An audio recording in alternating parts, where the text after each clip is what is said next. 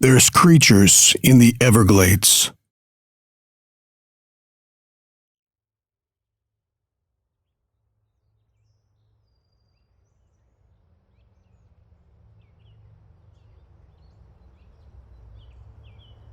I've lived in the Everglades all my life, most of it just south of Little Shark River on the west side of Oyster Bay. My place is right on the edge of the water, and my nearest neighbor is over a mile away. That's how I like it, too. I ain't that fond of people as a rule. I had me a little red-bone hound named Skeeter for the last 5 years. I spent a lot of time out on the glades hunting and fishing, and no matter where I was going, he'd come along. I heard him barking up a storm out by the water early on Sunday morning about 3 weeks ago, though. I ain't seen him since. I've been worried that maybe a gator got him, or either that or someone took him. I'd almost rather be a gator. I got a chicken coop out beside my house where I've been keeping 4 laying hens. The building itself is small, maybe 6 by 10, and just like my house, sits up on stumps, about 2 feet off the ground in case my yard floods. Last Saturday morning, I went out to gather eggs, and one of my hens was missing. I looked around a good while and never saw no sign of her. It could have been a bird of prey that got her, but I figured it was more like coyotes. They've been getting a lot braver these last few years, not as shy of people as they used to be. Plus, Skeeter ain't been around to warn them off. Also, I've noticed the chickens ain't been coming out in the yard as often as usual, which is a pretty good sign that there have been predators around.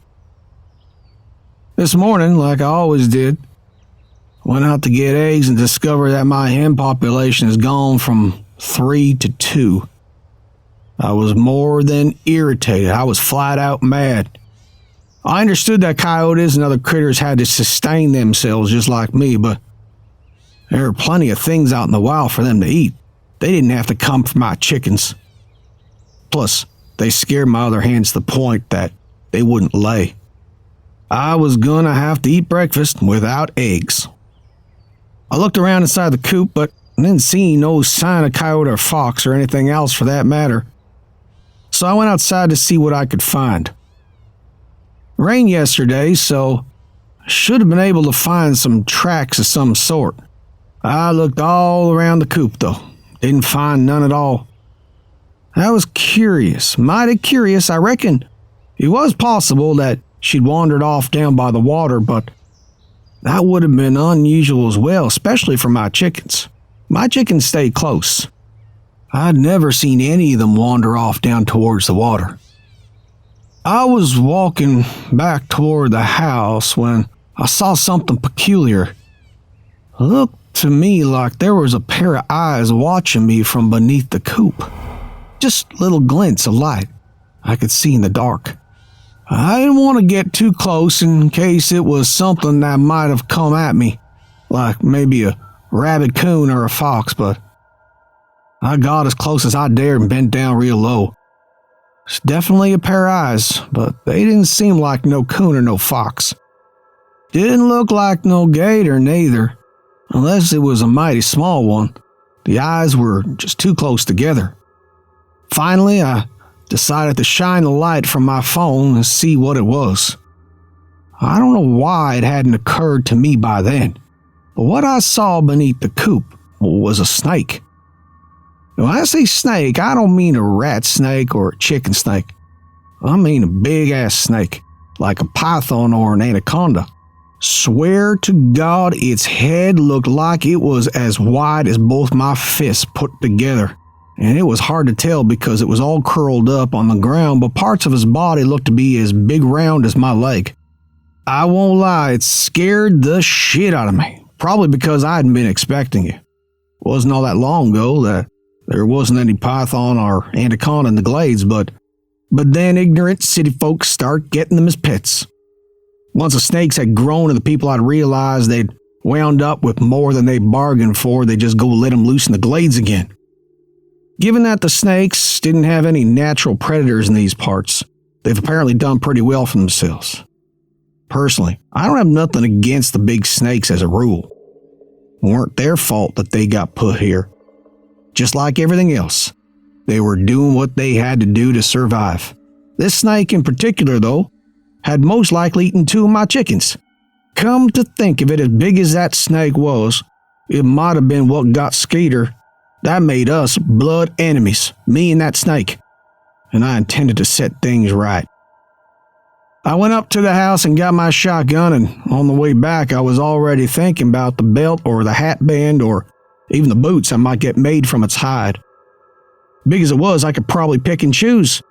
I got back down to the coop and shined under it with a proper flashlight, and to my surprise and discomfort, the snake was gone. That was startling. I gave a quick look around to be sure, but I wasn't about to get attacked. There was no sign of the snake. I gave a quick look inside the coop. There sat my 2 chickens looking at me like they wanted to ask a question, but were just too stupid to know what to ask.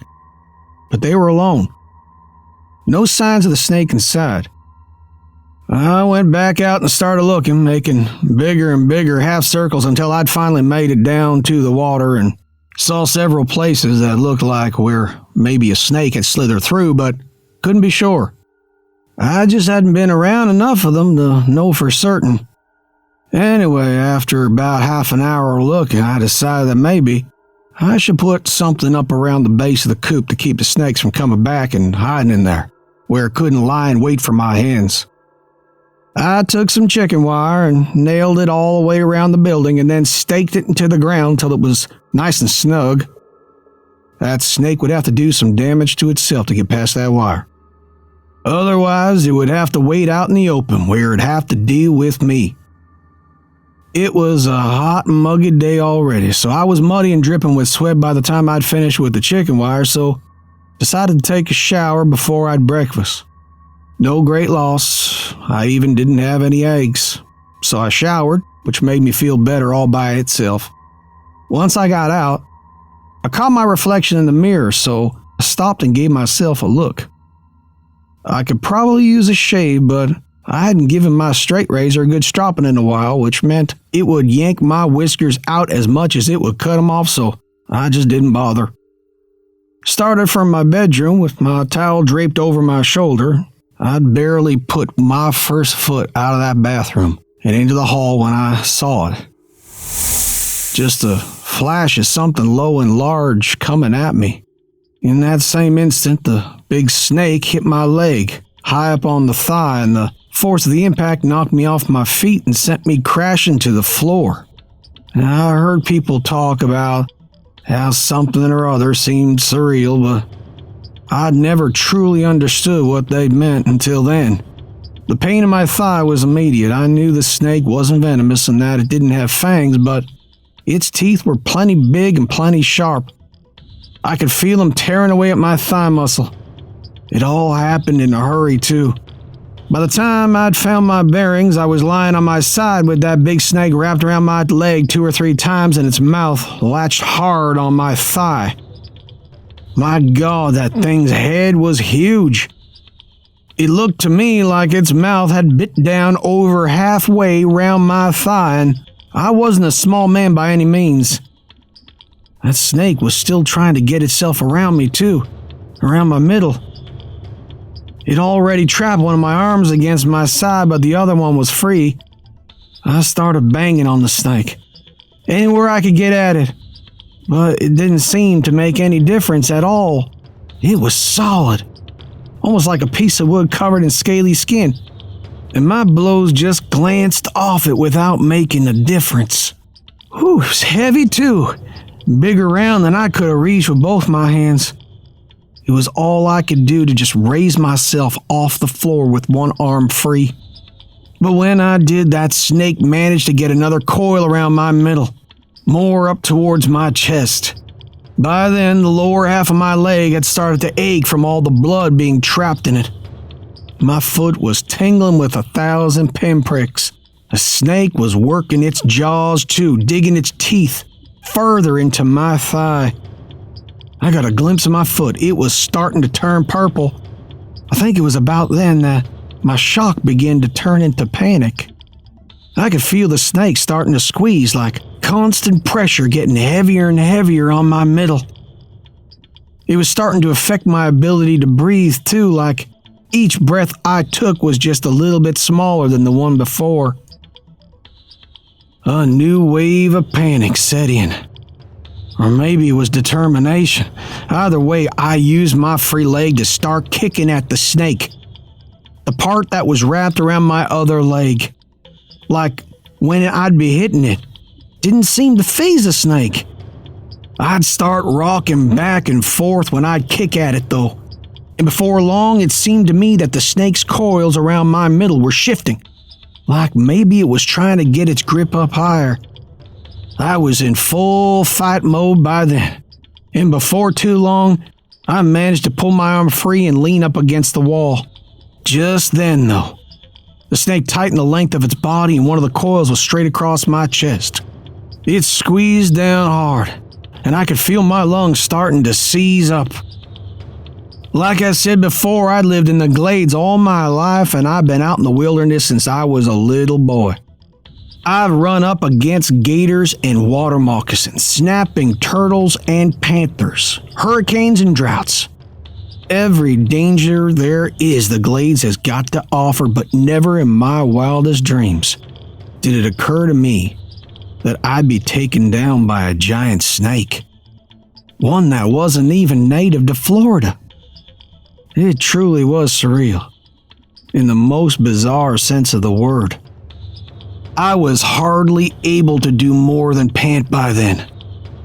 Snake kept tightening its grip on my chest with its powerful coils, little by little, inch by inch, taking away my ability to fill my lungs.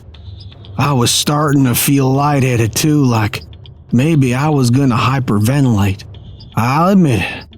I was terrified. It was like I was staring the end right in the face, and there weren't nothing I could do about it. Thing was, I wasn't ready to die.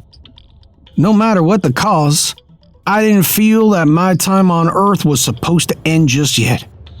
I was in a bad fix, but I wasn't done. Not while I still had any breath at all in my body. That's when I remembered my straight razor.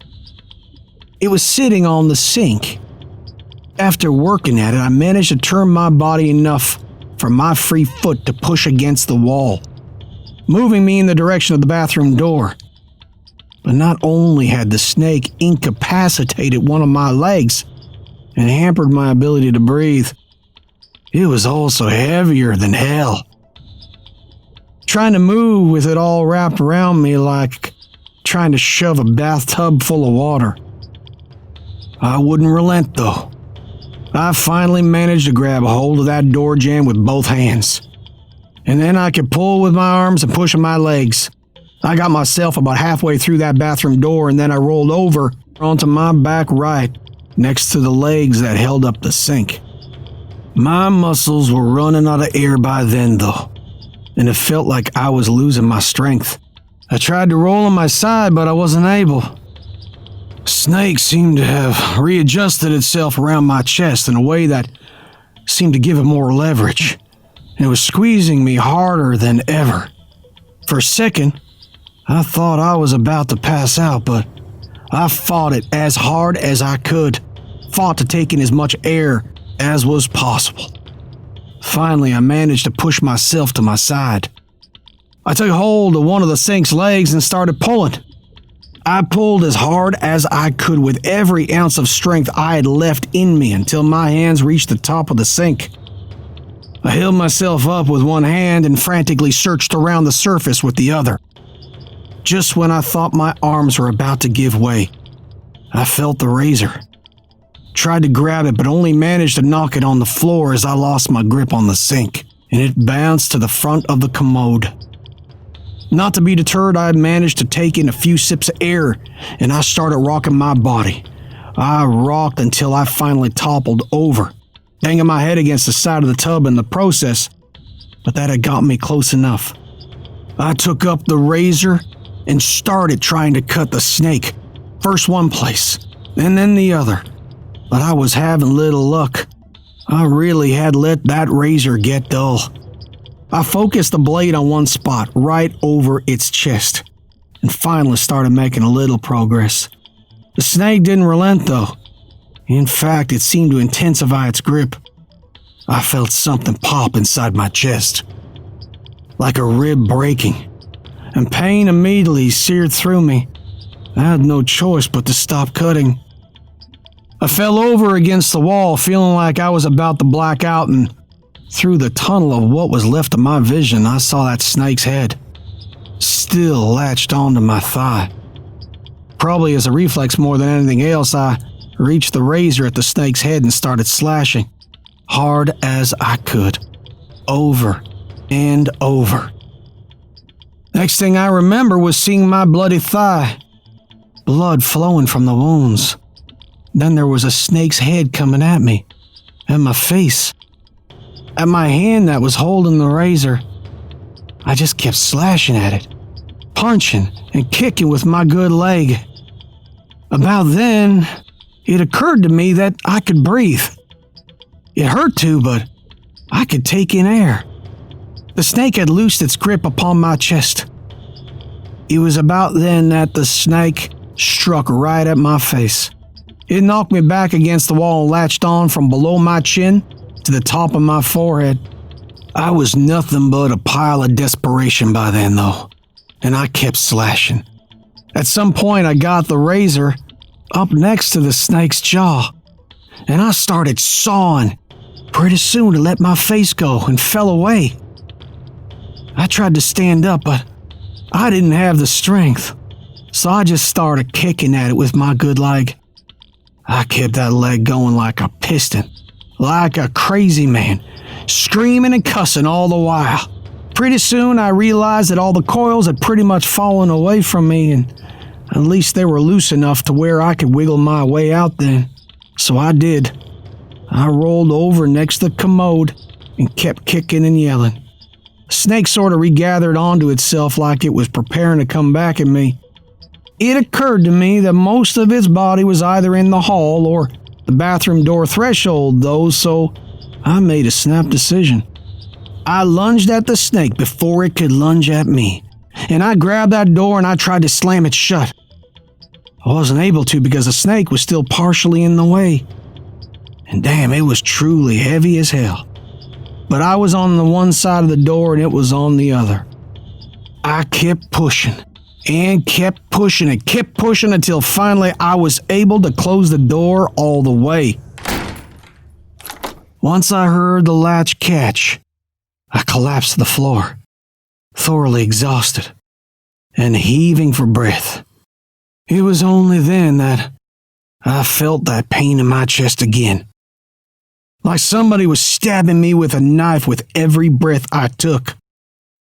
The pain was better than not being able to breathe, though, so I kept on breathing. I don't know how long I lay there. It was a while, but I finally came around. This wasn't over. I still had a huge snake in my house, and the only thing separating me and it was my bathroom door. Aside from the straight razor that had been my salvation, there weren't anything else in the bathroom of any use to me. Well, that wasn't entirely true. There was rubbing alcohol and gauze and tape. I could clean and dress my wounds, so that's what I did. The wound on my thigh was pretty gruesome. There was blood all over my leg. I wiped it down and washed it off best I could and gave it a good look. It was all mangled and still bleeding, but at least it wasn't pulsing. That snake hadn't got to an artery. Still, I had lost some blood, and I needed to do what I could do to slow it down. I poured the rubbing alcohol over it, burned like a son of a bitch, and then I wiped it down again and wrapped it up as tight as I could with the gauze and tape. In one sense, I thought, I've been pretty lucky. Had that snake took hold of me about 2 inches higher than it had, could have done some real damage. My hands were all cut up as well. Some were probably from the snake's teeth and some from the razor, but None of them appeared to be too bad. I tried to stand up so I could wash them off in the sink. I found that I wasn't really able to. I had to pull myself up against the wall and then lean on the sink to keep my balance. My bad leg was still pretty useless. Felt like dead weight. Still, I washed my hands and took a look at myself in the mirror. I was a pretty ghoulish sight. Had blood all over my face. I washed it off and saw pretty much what I'd expected. There was an oval ring of little cuts from the top of my forehead down my nose and under my chin and back up the right side of my face. That snake had took hold of me. Like the cuts on my hand, though, none of them were bad. I just kept washing them off and putting pressure on them until they'd all stopped bleeding. I was worn out. I took a seat on the commode and started thinking. Above everything else, I was elated to be alive, but I knew I still had some hurdles to clear. I thought about trying to get out the bathroom window, but it was little and way up high. I didn't think I'd be able to get myself out of it in my present condition, and even if I did, what would I do next? Like I said, my nearest neighbor was over a mile away. No way I was walking that far. Keys to my truck were in the kitchen, and so was my boat key. My phone was in the bedroom, sitting on my bed right next to my shotgun. Everything I needed at that moment was in one of those two rooms. And the one thing those two rooms had in common? I'd have to go out into the hall to get to either one of them. As far as I knew, that big snake was still right on the other side of that door. I knew I couldn't wait in the bathroom forever, though. Could be that somebody would come for a visit today, but it was more likely that nobody would come around for a week or more. Staying put was an option, so I made my decision. Got myself a drink, rested just a little bit more, and then crawled over to the door. My decision? Again, I grew up in the Glades. I was going for the gun. It didn't take me long to work up my nerve. I turned the doorknob quiet as I could, and then I slowly brought the door in an inch, maybe two, until I could see just a little bit out in the hall. There's nothing there, at least not where I could see, and I opened up a little bit more, keeping my shoulder braced against it in case I had to ram it shut in a hurry, but still, that snake didn't show itself. Of course, I fully expected it to attack as soon as I put myself out into the hall, so before I did, I stuck my hand out as a decoy. Nothing happened. So real cautious-like, I peeked around the door looking one way and then the other real fast. I didn't see a thing. I opened the door the rest of the way and as quiet as I could, which wasn't very, crawled out into the hall. Moved towards the bedroom real slow, partly to keep the noise down, but partly because I just couldn't go very fast. The hall looked like a long tunnel like you'd see in those scary movies where you knew the person headed down it was about to run into disaster. I kept going, though. I wasn't going to be kept from my own bedroom by a snake, no matter how big it was. I finally made it to the threshold, and I could see the butt of my shotgun hanging off the end of my bed. Nothing to do but keep going, so I did. By the time I saw it, though, it was too late. It had been coiled up across a pile of dirty clothes in the corner, and just like it had done before, it sprung out at me like a flash of lightning. Seemed like before I'd even been able to move a muscle, it had latched itself to my shoulder and knocked me onto my side. This time, though, instead of laying still while the big snake had coiled itself up around me, I got to moving.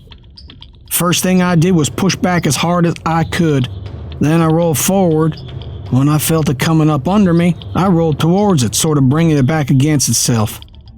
It didn't let go, but it hadn't been able to wrap me up yet, neither. I tried to stand up so I could get to the bed, but I wasn't able. My bad leg went out from under me, and I crashed back down to the floor. That's when it got to me. Before I knew it, It had two huge coils around my chest and started squeezing. My adrenaline was fueling me, but I knew I simply didn't have the strength I'd had the first time around. I could feel the snake's grip getting tighter and tighter. I knew I wouldn't be able to fight for long. As fate would have it, though, we'd fallen to the floor right at the foot of my bed.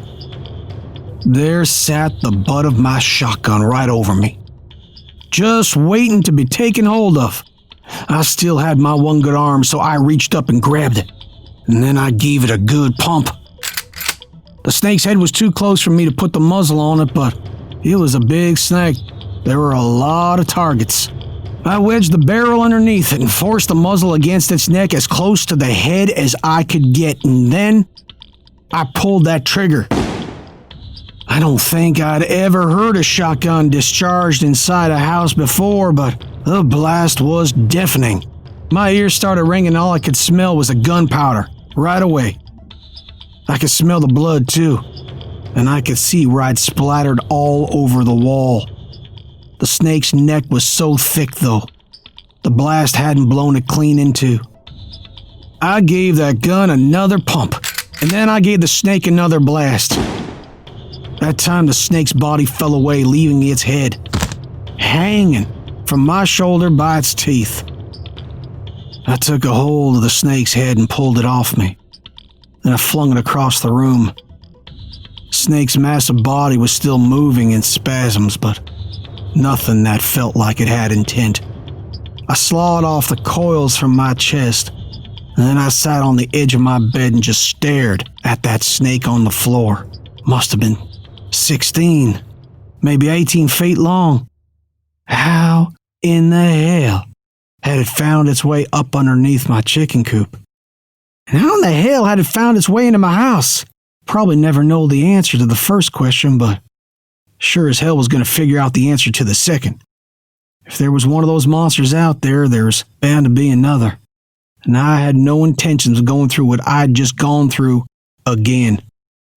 I probably needed to go to the doctor so he could see about my leg and my ribs, but for the time being, I wasn't about to go nowhere, except to my kitchen, or more specifically to my refrigerator. I grabbed me a cold beer and took it to my recliner, even though it was before noon. And I took me a good long drink.